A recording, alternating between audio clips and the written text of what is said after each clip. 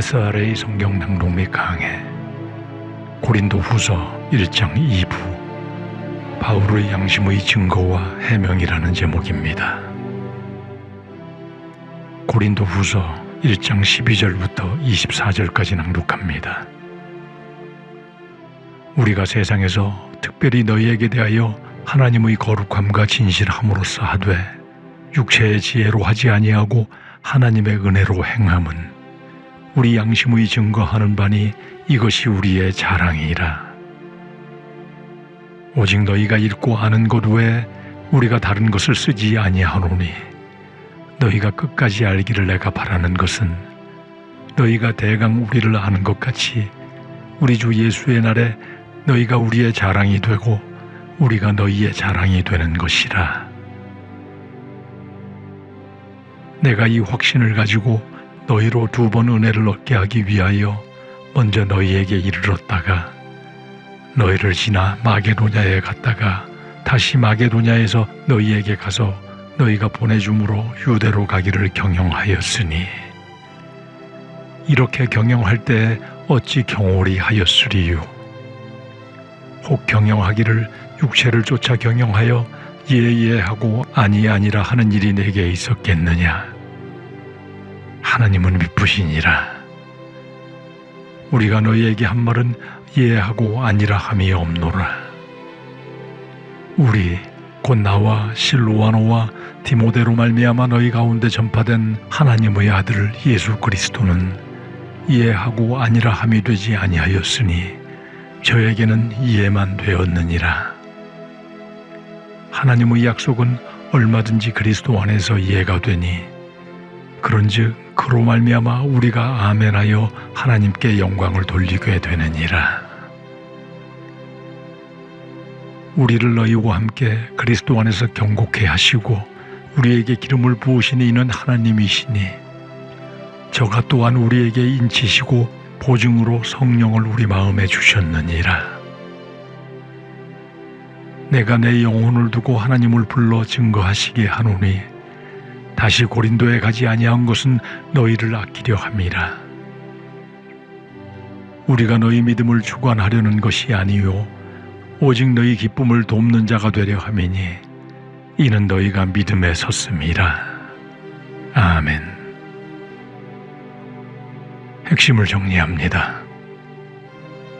1장 11절까지 편지의 서두로서 사도적 축도와 하나님께 대한 찬양과 위로의 하나님께서 하나님만을 의뢰하는 성도들에게 고난에 대한 위로를 더하여 주실 것을 고백한 사도 바울은 1장 12절부터 2장 11절까지 자신의 고린도 교회 방문 계획의 거듭된 변경에 대해 해명하기 시작합니다. 12절부터 14절까지는 고린도 교인들에 대한 바울 자신의 양심의 증거와 소망에 대해 말하며 자신이 사도로서 말과 행동에 진실하며 신빙성이 있음을 먼저 강조합니다. 12절에서 사도 바울 자신은 고린도 성도들에게 하나님의 거룩함과 진실함으로써 대하며 육체의 지혜가 아니라 하나님의 은혜로 행함을 자신의 양심이 증거한다고 고백하며 이것이 사도 바울 일행의 자랑이라고 말합니다. 즉 자신의 사역에서 고린도 교인들을 기만하려는 의도가 전혀 없음을 밝히는 것이며 나아가 그의 사역이 육체의 지혜가 아니라 하나님의 은혜에서 기인한 것이라고 고백합니다. 13절에서 나아가 너희가 읽고 아는 것 외에 우리가 다른 것을 쓰지 않는다고 강조합니다. 이는 바울이 고린도 성도들에게 써서 보낸 첫 번째 서신부터 2번째 서신까지 모두 서로 배치되지 않고 일관적이라는 것을 강조하는 것이며 지금 이 서신도 새로운 것을 말하는 것이 아니라 고린도 성도들이 잘 알고 있는 것을 환기시킬 뿐임을 말하고 있습니다. 이는 문맥상 고린도 교인들이 바울이 자신들을 속였다고 비난하는 것에 대한 일종의 변증인 것입니다.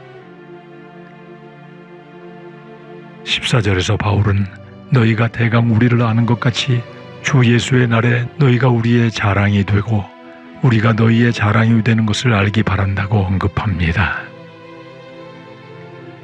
이는 고린도 성도들이 바울의 사역의 목적을 정확히 알지 못하고 부분적으로 알고 인정하고 있음을 지적하는 한편, 바울의 사역은 예수의 날, 즉 성도의 완전한 구원이 이루어지는 심판의 날에 고린도 교인들이 전도와 양육의 열매로서 바울의 자랑이 되고, 바울이 또한 고린도 교인들의 자랑이 되어 주님 앞에 칭찬받는 자리가 되기를 소망하는 것임을 밝히고 있습니다. 15절부터 22절까지는 고린도 방문 계획 변경에 대한 사도 바울의 해명을 기록하고 있습니다. 15, 16절에서 내가 이 확신을 가지고 2번 은혜를 얻기 위해 먼저 고린도 교회에 들렸다가 이어 마게도냐로 갔다가 다시 고린도 교회로 돌아가서 고린도 교회의 도움을 받아 유대로 가는 것이 최초의 계획이었음을 말합니다. 이 확신이란 앞서 언급한 사도 바울의 사역 목적을 말하는 것이고, 2번 은혜를 얻기 위하여란 한 여행에 2번이나 고린도 교회 방문의 기쁨을 주고받도록 방문 계획을 수립하였음을 말합니다. 그러나 고린도전서 16장에서 밝히는 대로 고린도의 내부 분쟁 상황이 심각하여지므로 이 분쟁을 정리하도록 고린도에서 더 오래 머물기 위해 고린도를 2번 방문하는 최초 계획을 변경하여 에베소에서 마게도냐를 거쳐 고린도로 내려가서 오래 머물며 교회의 질서를 확립한 뒤 예루살렘으로 가도록 계획을 변경합니다. 그러나 AD 55년경 고린도로부터 돌아온 디모데로부터 교회의 상황이 악화되었다는 소식을 듣고 사도 바울은 불시에 헤로를 통해 고린도 교회를 방문하지만, 사도 바울은 고린도 교회로부터 배척을 받고 바울의 반대자들이 바울을 일관성 없는 경솔한 사람이라고 비난하는 상황에 처하게 되므로 본문을 통해 이 모든 계획 변경이 경솔하게 세상 지혜로 이루어진 것이 아님을 변론하는 것입니다. 이제 17절부터 이 최초의 계획이 왜 변경되게 되었는가를 설명합니다. 17절에서 이렇게 경영, 즉 계획할 때 경솔히 하지 않고 또한 육체를 쫓아, 즉 세상 지혜와 사적인 욕심으로 한번 계획하고 통보한 것을 예예 옳다 하고 다시 아니다 하는 경솔함으로 변경한다는 것은 있을 수 없는 일임을 강조합니다. 그리고 18절에서 하나님은 미쁘시니 바울이 고린도 교회에 한 말은 이해하고 아니라 하는 자의적 변경이 아님을 신실하신 하나님을 거명하며 해명합니다. 바울이 이렇게 하나님의 신실성으로 자신의 신뢰성을 강하게 변증하는 이유는 자신이 섬기는 거룩한 하나님의 신실함을 근거로 그분의 뜻에 오직 순종할 뿐인 바울에게 아니오를 감춘 이해가 있을 수 없으며 오직 하나님의 뜻에 신실한 순종만이 있을 뿐임을 밝히고 있습니다.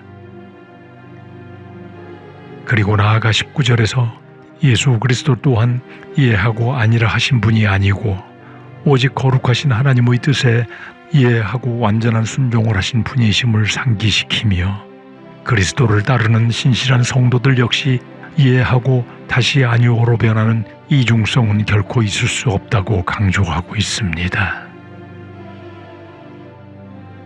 그리고 20절에서 하나님의 약속은 얼마든지 그리스도 안에서 이해가 된다고 다소 이해하기 어려운 말을 합니다. 이 뜻은 성경 안에 하나님의 구원의 약속이 매우 많았지만 오직 예수 그리스도의 사역 안에서 이해가 되어 완전하게 성취되었으므로, 그러므로 이를 믿는 성도들이 아멘하며 하나님께 영광을 올리게 되었음을 말하고 있습니다.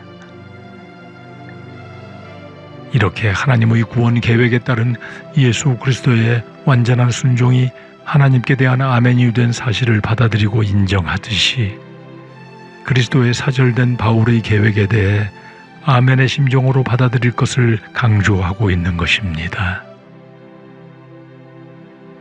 21, 22절에서 나아가 우리를 너희와 함께 그리스도 안에서 경고케 하시고 우리에게 기름 부으시는 이는 하나님이시고 하나님이 또한 인치시고 보증으로 성령을 우리 마음에 주셨다고 정리하며 자신의 계획이 세상 지혜로부터 온 것이 아니라 그리스도와 성부 하나님과 성령님으로부터 온 것임을 분명히 합니다.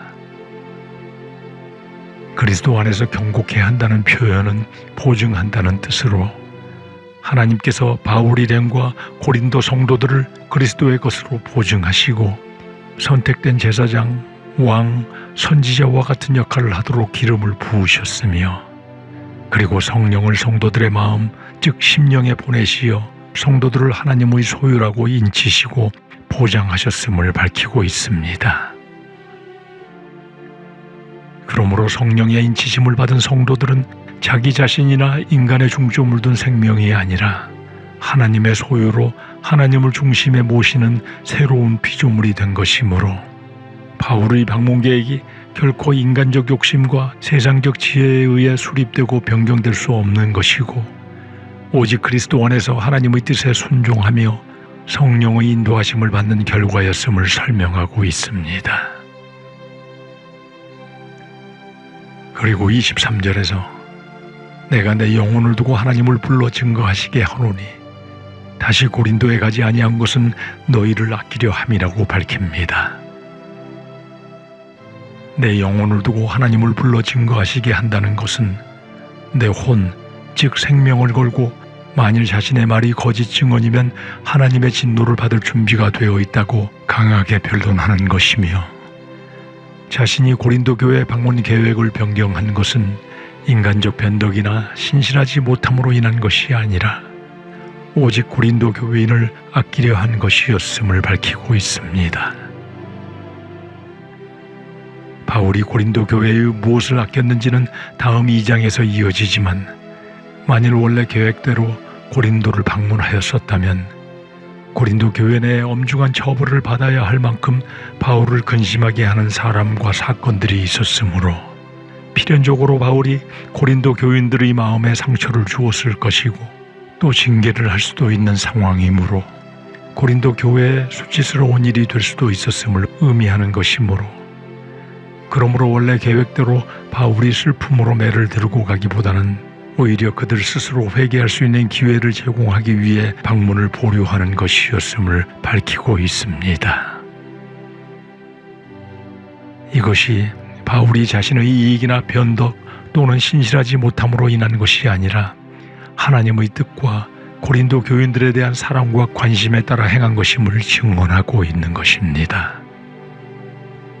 이것이 교회 지도자로서 바울이 보인 교회에 대한 사랑과 인내심의 리더십을 잘 보여주는 모습입니다. 24절에서 나아가 우리가 너희 믿음을 주관하려는 것이 아니요 오직 너희 기쁨을 돕는 자가 되려 함이니 이는 너희가 믿음에 섰음이라고 하며 말씀을 정리합니다. 믿음을 주관한다는 것은 믿음을 지배 또는 군림한다는 뜻으로 사도 바울은 믿음의 전도자와 지도자가 다른 성도의 믿음 위에 군림하는 자가 아니라 오직 믿음 위에 선 성도들의 기쁨을 위해 함께 일하는 동역자라고 자신들의 정체성을 분명히 밝히고 있습니다. 이는 종교개혁자 존 칼뱅이 목회자들은 사람들의 신앙 양심에 대해 특별한 지배권을 가지지 못한다. 왜냐하면 그들은 지배자가 아니라 봉사하는 사람이며 돕는 사람들이기 때문이다. 이것은 영원히 변치 않는 원칙이라고 정리한 말을 기억할 필요가 있습니다. 이는 복음을 받아들이고 성령의 인치심을 받은 성도들은 자기 믿음에 대해 스스로 책임을 져야 함을 말하는 동시에 다른 사람들의 믿음에 독단적이고 무책임한 간섭을 해서도 안 되며 굴복할 이유도 없음을 명확히 하는 것이고 믿음은 전적으로 복음을 받아들인 자와 예수 그리스도 둘 사이의 개인적 만남을 통해 형성되어지는 것임을 깨닫게 하는 것입니다. 그러므로 복음을 전하고 가르치는 전도자는 성도에게 믿음의 씨를 뿌릴 수는 있으나 자라게 하는 이는 오직 하나님 한 분이시므로 신앙을 다스릴 수는 결코 없음을 분명히 하고 있는 것입니다. 그러므로 본절은 바울의 사도직에 대한 분명한 입장이고 동시에 목회관을 밝힌 것이고, 베드로전서 5장 3절의 맡기온 자들에게 주장하는 자세로 하지 말고 오직 양무리의 본이 되라는 구절의 리더십과도 같은 맥락인 것입니다. 우리 모두는 예수 그리스도를 믿음으로 하나님께서 성도들에게 적합한 사역을 감당하도록 기름 부으시고 성령의 인치심과 보증으로 새로운 피조물이 되었음을 잊지 않고, 우리 삶의 모든 계획과 그 경영을 오직 우리 주 예수 그리스도께 맡기고, 모든 믿는 자들은 결코 다른 성도의 믿음의 주관자들이나 지배자들이 될 수 없으며 오직 서로의 기쁨을 돕는 자들이 되어야 함을 기억하여 하나님의 말씀에 순종의 모범을 보이는 성도들이 되어 하나님을 기쁘시게 하므로 모두가 함께 하나님이 주시는 은혜를 마음껏 누리며 참으로 기쁨으로 함께 승리하는 삶을 사는 모두가 되어야 할 것입니다.